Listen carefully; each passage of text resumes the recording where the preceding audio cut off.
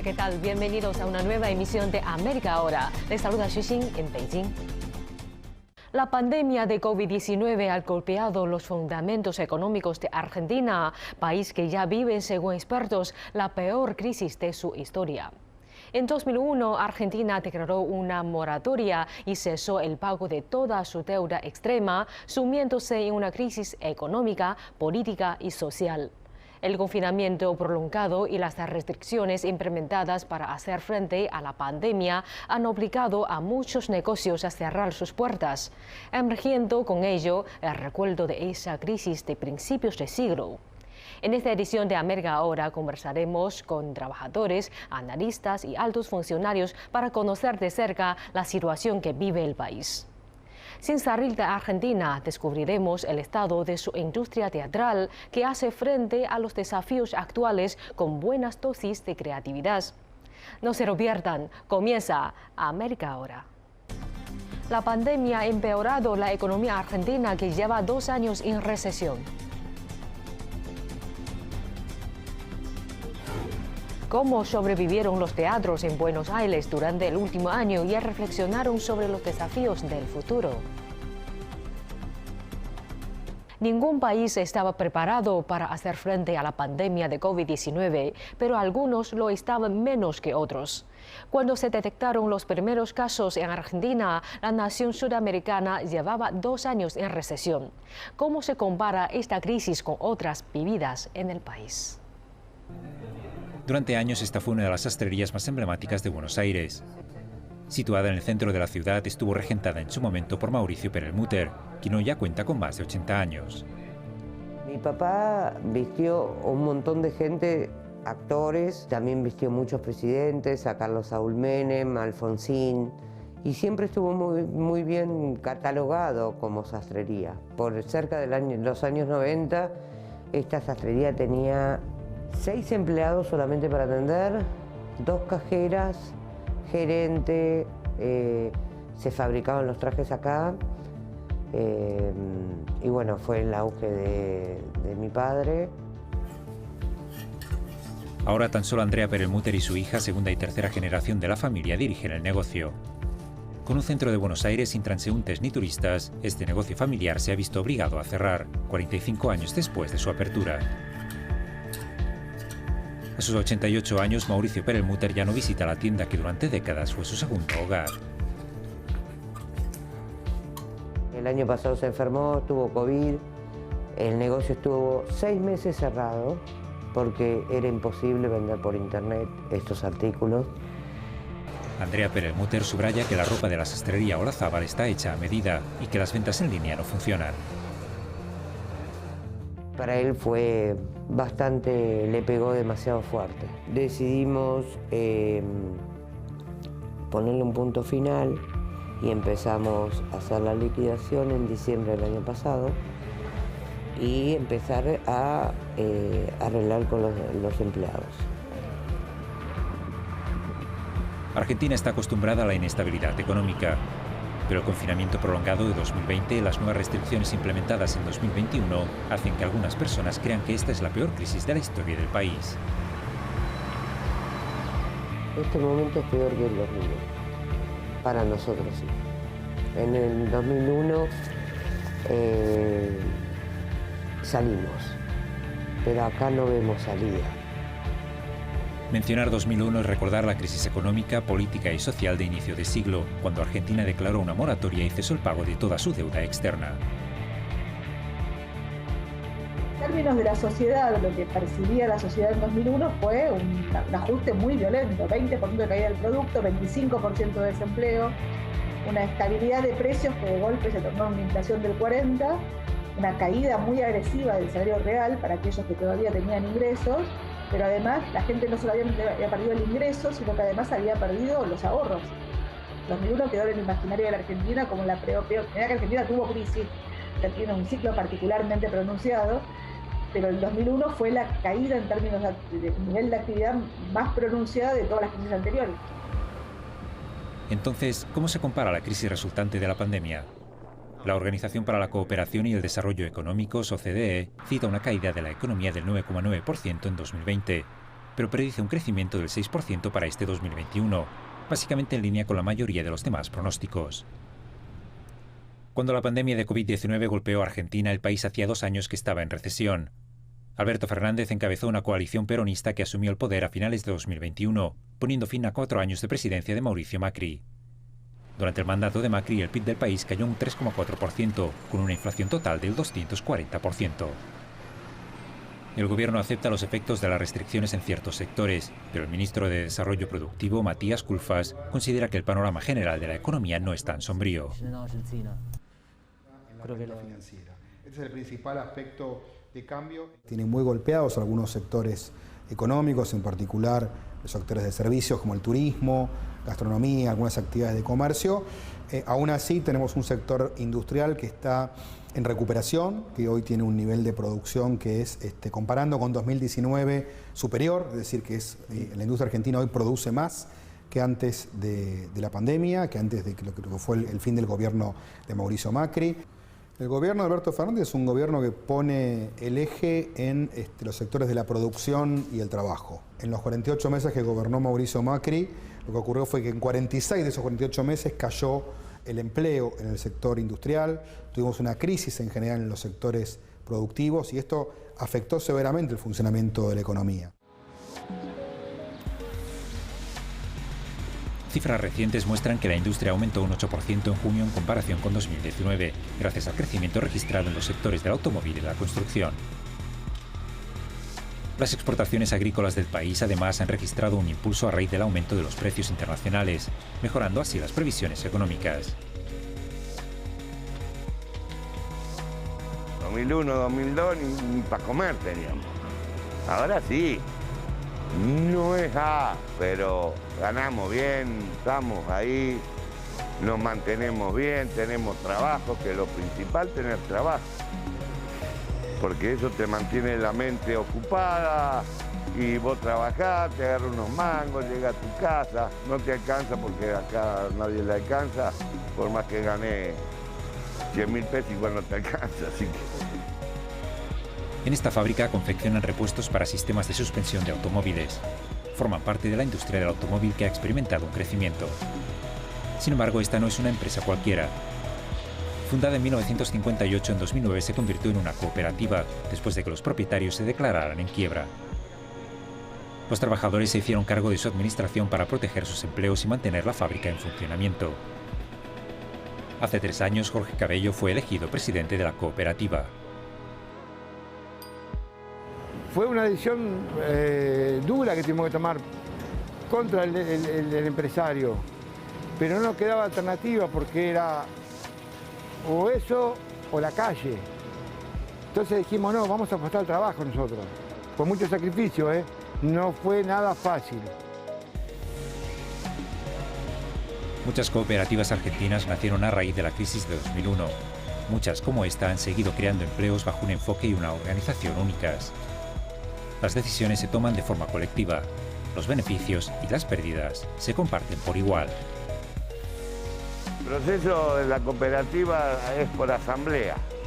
Cuando hay que tomar nuevas medidas o cuando tenemos que comprar algo, se vota y se explica, el presidente lo explica, el presidente de la empresa lo explica y todos votamos.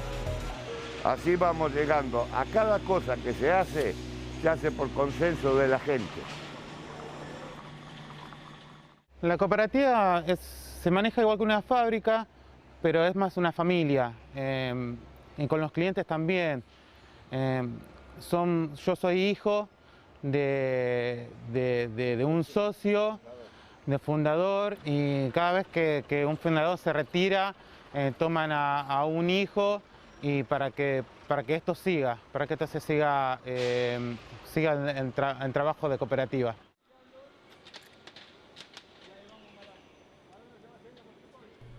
Si bien algunas empresas encuentran soluciones alternativas como la creación de cooperativas, otros grupos de trabajadores se han visto afectados. Las protestas en el centro de Buenos Aires son constantes. Esto sucedió en mayo, enfermeras llamando la atención sobre su situación y a su vez rindiendo homenaje a las personas que murieron en primera línea durante la pandemia. El personal médico pide equipamientos más seguros y salarios más justos.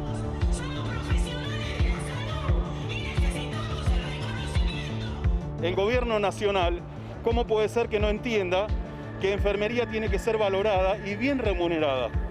¿Cómo puede ser que el presidente de la nación no se siente con la reta y diga a la gente hay que pagarle como corresponde, no darle un aplauso? Si vos sabés que nosotros somos la primera línea de batalla, como dicen todos, paganos un sueldo como corresponde. No hay familia en este momento en la Argentina que el COVID no lo haya lastimado. En mi caso, mi mamá falleció hace 8 meses.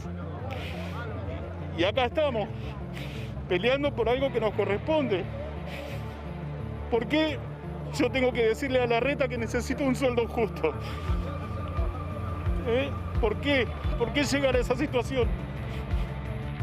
En todo el sector público, las enfermeras, los maestros y los conductores de autobuses dicen que sus salarios no se corresponden con la inflación, que es del 50%.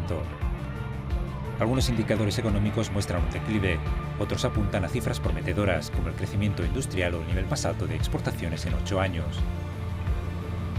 En noviembre de este año tienen lugar elecciones legislativas. La pandemia ha hecho poco para aliviar la división política y un debate febril sobre la dirección que debe tomar el país para recuperarse de esta crisis. Un montón de ineficacias, digamos, donde muchos se acostumbraron a vivir en las ineficacias y está todo el mundo de acuerdo con que hay que cambiar, pero todo el mundo está de acuerdo con que el cambio lo produzca el otro. Y la verdad es que la falta de consensos es difícil de generar, sobre todo para la calidad del debate que tenemos en Argentina hoy. Algunas zonas de la capital argentina, Buenos Aires, se han convertido en aldeas fantasma. El gobierno pone en cuestión los informes que alertan del declive, pero en algunos sectores, incluidos el comercio minorista, el entretenimiento y la gastronomía, hasta una cuarta parte de las empresas han cerrado definitivamente.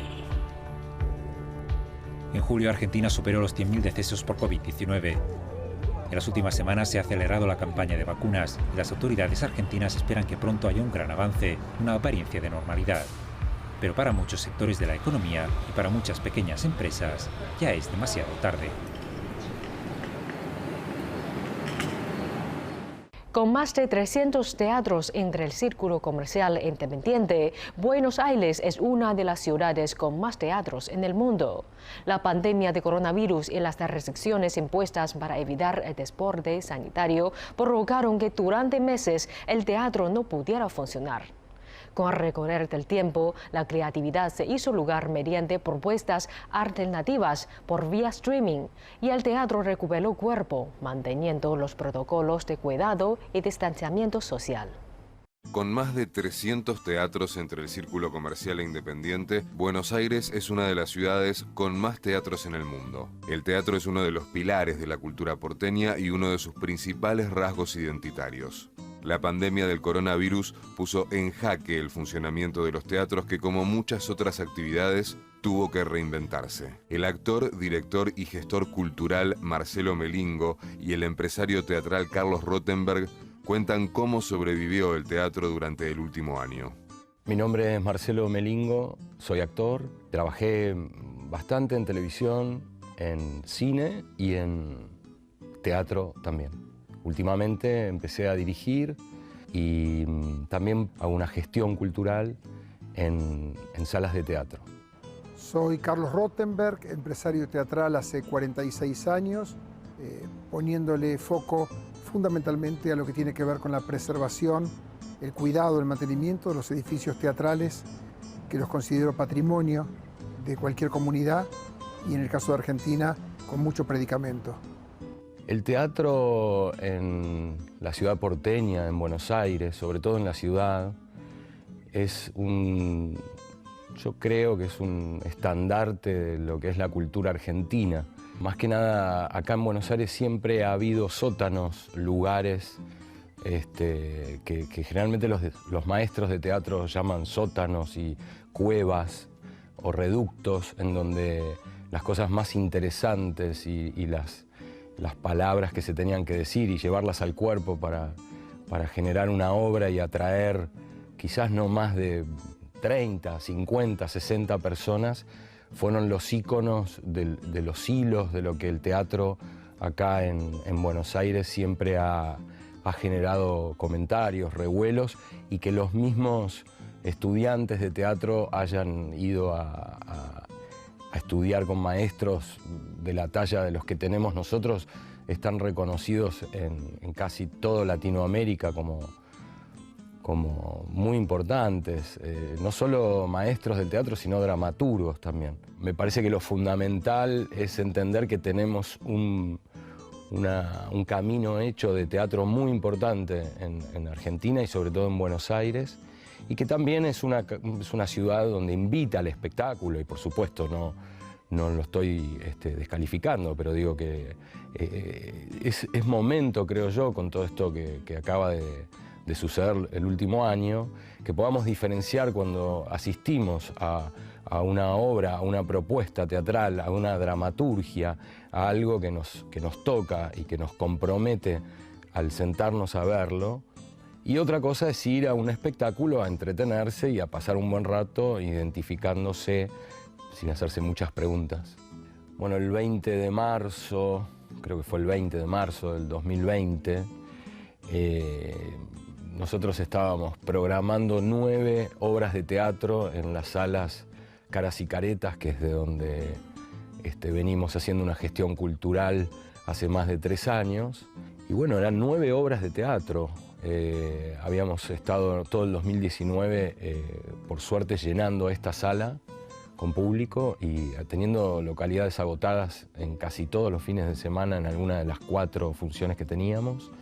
Cuando nos enteramos de esta situación, que parecía que estábamos lejos porque sucedía en Asia, luego en Europa y acá no llegaba, pero como decía, el 20 de marzo se dio el toque de queda, ¿no?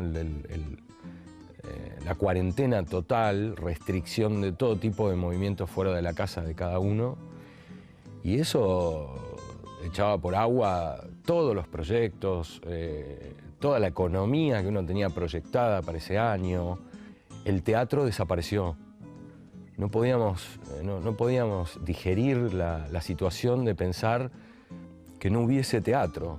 Y la verdad es que los primeros 15 días, 20, un mes y medio, a los 2 meses de estar uno encerrado en su casa, creyó realmente que el teatro no iba a volver más.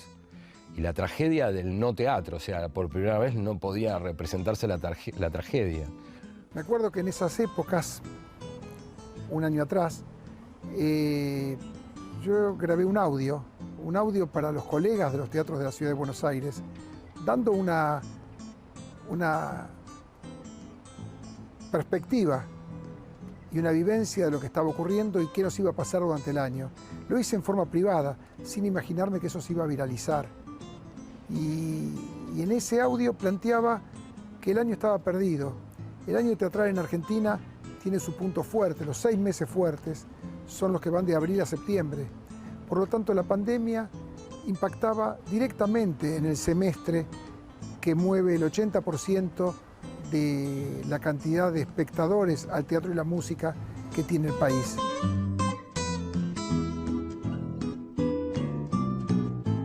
Planteé en ese momento que íbamos a vivir 3 etapas. La primera era la clausura total, la que estaba comenzando. La segunda, el tiempo para cuando se habilitasen las distintas actividades, y por qué la nuestra iba a ser cola. Iba a ser cola porque es una actividad que va a contrapelo de lo que pide la ciencia del mundo. Mientras nos piden aire libre y distanciamiento social, en general lo nuestro se brinda en espacios cerrados y en lugares donde amuchamos gente. La primera definición sobre cómo se bancó hasta acá, diría que es muy sencillo: perdiendo. Perdimos todos. Y eso podríamos llevarlo al terreno que representa más del 90% de la masa crítica de personas que se mueven en nuestro ambiente. Por eso, lo dramático de eso y lo dramático del teatro independiente, que nunca tuvo un colchón económico, porque tiene siempre un techo en el caso de los éxitos.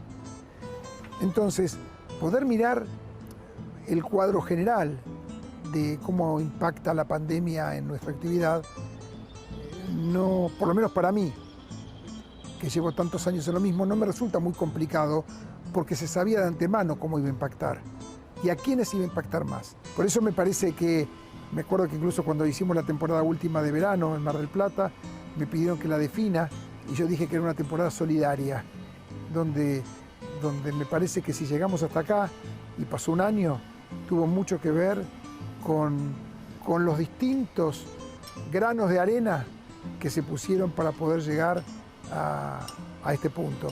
Y falta, el problema es que falta. Todo estaba propuesto por las cámaras de una camarita de una pantalla y un micrófono. Entonces para nosotros, para estos lados sures del globo, estábamos muy atrasados con esta cuestión de comunicarnos directamente y de manera que hoy todavía gente que no sale de su casa y hace todo desde una pantalla. Esto antes del 2020 para nosotros no era común. Todos los directores, maestros, dramaturgos, teatreros que pude conectar en esa incertidumbre que había cerca del mes de abril, mayo, todos eran muy negativos, la verdad. Todas las opiniones estaban abatidas por esto de saber que ya eran 15 días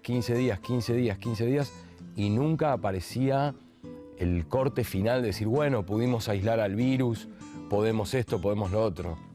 Incluso filmar en lugares tampoco se podía porque no podías juntar gente y la gente que se necesitaba para maquillaje, para una luz, para un micrófono, tampoco podía asistir. Entonces no se podía hacer nada.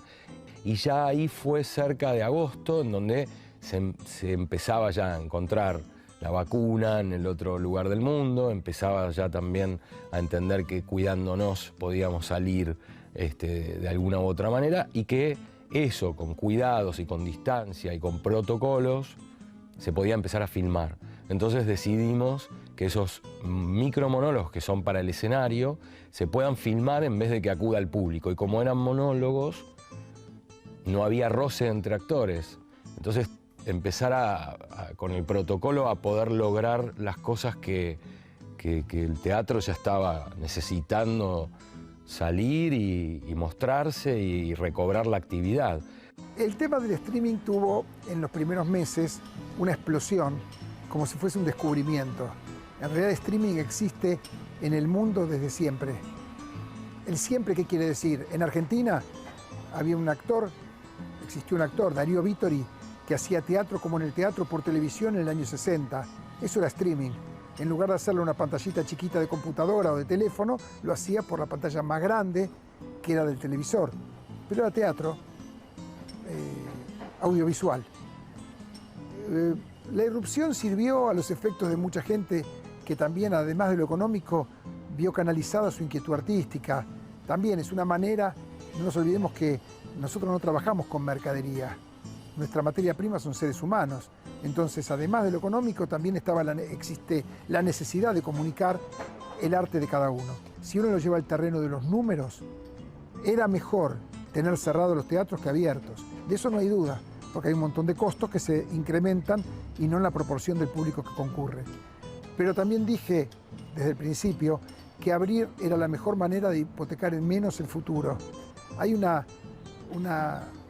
cosa que dijo, una frase, un concepto que dijo el ministro de Salud de Ciudad, Fernán Quirós, cuando tuvimos alguna de las reuniones, y dijo, trabajemos en el protocolo.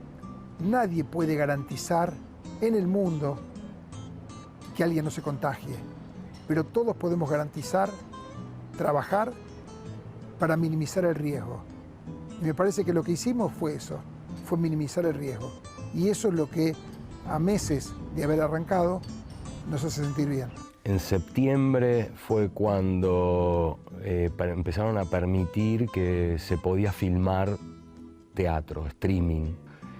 Y en ese escenario empezamos a probar de qué pasaría si empieza a venir un actor, poder poner las cámaras.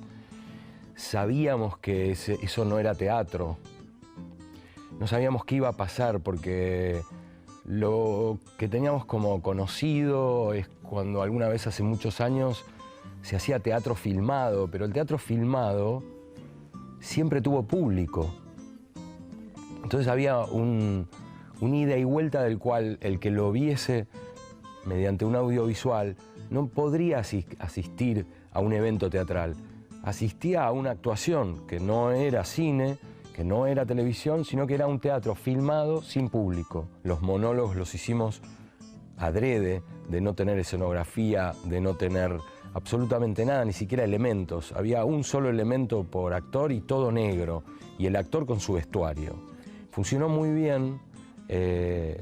Obviamente fueron actrices y actores de mucha trayectoria, de mucho, se dice talento, pero de mucho trabajo desde que se dedican a esto.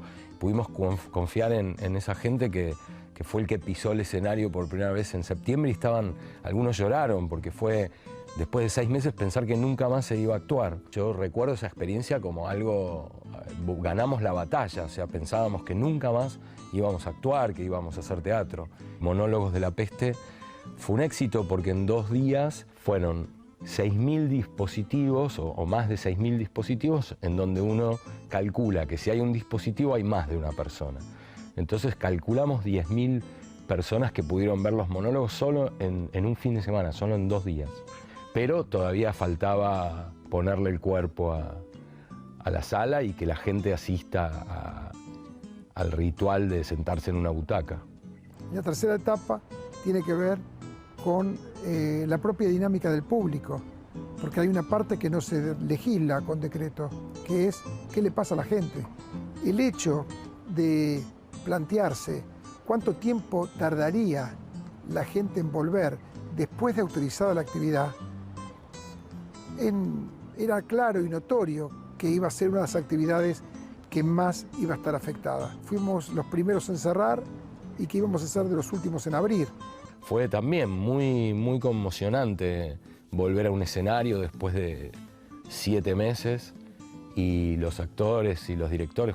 Convocamos a 10 directores, 10 directores y directoras, 10 actores y actrices y ya habíamos elegido a 10 dramaturgos, más la música, más... Éramos 40 y pico de personas trabajando en un teatro de nuevo después de que se había acabado el mundo y estábamos volviendo todos con barbijo y sin tocarnos y con el alcohol en la mano y es lo que tenemos que hacer la gente que trabajamos con cultura y que trabajamos con teatro, el mayor de los compromisos del barbijo arriba de la nariz, el alcohol en la mano, la distancia, el roce que no sea más cerca de lo que es con las caras hacia adelante.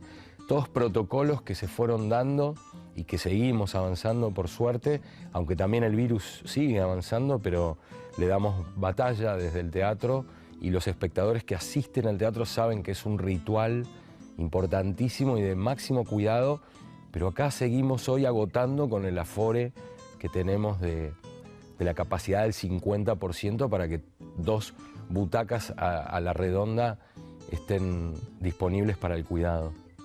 Hasta que esto no baje a niveles muy insignificantes, vamos a tener que acostumbrarnos a la distancia, al cuidado y al cuidado del otro. Porque yo veo gente que no usa barbijo, ya por la calle o donde sea, y no es que yo tengo que tener barbijo para que no me pase nada. Es la otra persona que si no tiene barbijo atenta contra mí, que tengo la vista al aire, porque ni siquiera es la nariz y la boca, también es la vista. Entonces, ir aprendiendo cada día más es lo que el teatro necesita para implementar, comprometerse y culturalmente llevarlo mediante la gente también disfruta del teatro en sus historias, en la dramaturgia. Al mismo tiempo, culturalmente está sucediendo algo debajo del escenario también. Así concluimos esta emisión de América Ahora. Gracias por sintonizarnos durante esta media hora. Soy Xu Xin en Beijing. Nos vemos en la próxima edición.